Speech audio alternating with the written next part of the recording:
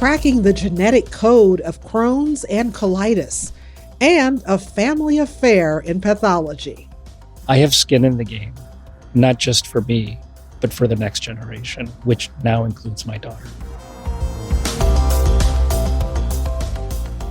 This is Path News Network Daily Edition from the College of American Pathologists.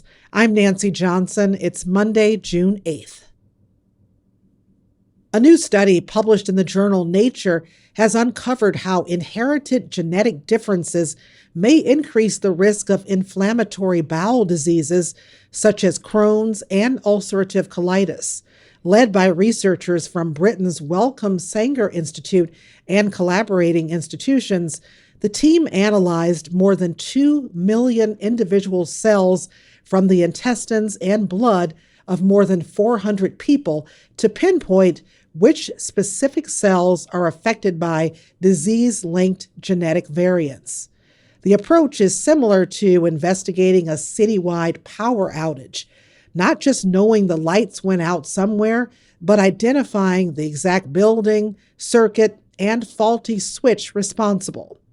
Scientists say the findings reveal how certain genetic variants disrupt immune function and intestinal repair, providing a clearer path toward more targeted treatments for inflammatory bowel disease.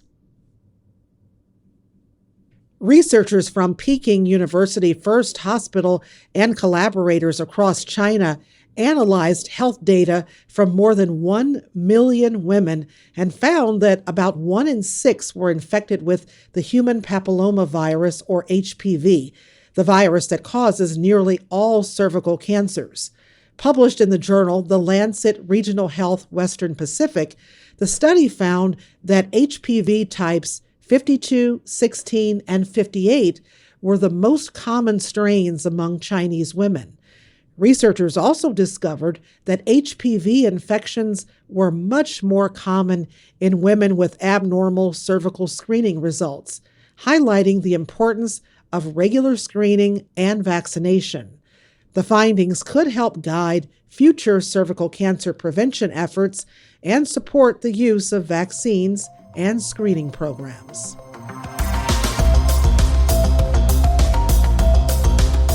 The way pathologists learn has changed over time. That's why the chair of the CAP's Council on Membership and Professional Development, Dr. Guillermo Martinez Torres, is intentional about meeting the evolving needs of members. I spoke with him as part of a series of conversations with council chairs. The way that people coming out of training now are practicing pathology is different than the way when I came out of training and practiced pathology. And the way that they want to be communicated to is very different. The way that they learn, or the way that we learn, is different. You know, we like the bite-sized learning, whereas I would sit in a lecture for 8 hours, and so we have to really reimagine how we interact with our members, the value we provide to our members. We also talked about pathology becoming incredibly personal for Dr. Martinez Torres, now that his daughter Veronica is beginning her pathology residency at Mass General Brigham in Boston. It adds that additional incentive for me and for the organization to make sure that we are relevant and viable for the next generations plural, not just singular, because my daughter is now part of the family, or will be shortly. You can listen to the full story at the link in the show notes. And be sure to tune in this Thursday for my colleague Elizabeth McMahon's conversation with Dr. Martinez Torres and his daughter Veronica as they discuss this new pathology family legacy. And finally, still a few spots available for the next generation of pathologists to get hands-on genomics training. The CAP Foundation is sponsoring registration for up to 50 medical students to attend the undergraduate training in genomics workshop at the CAP 26 annual meeting in Las Vegas. It's aimed at giving future physicians real-world experience with genetic testing in patient care. More than 40 students have already signed up for the course that includes training on genomic pathology tools, review of real patient cases, and direct interaction with experts in pathology and laboratory medicine.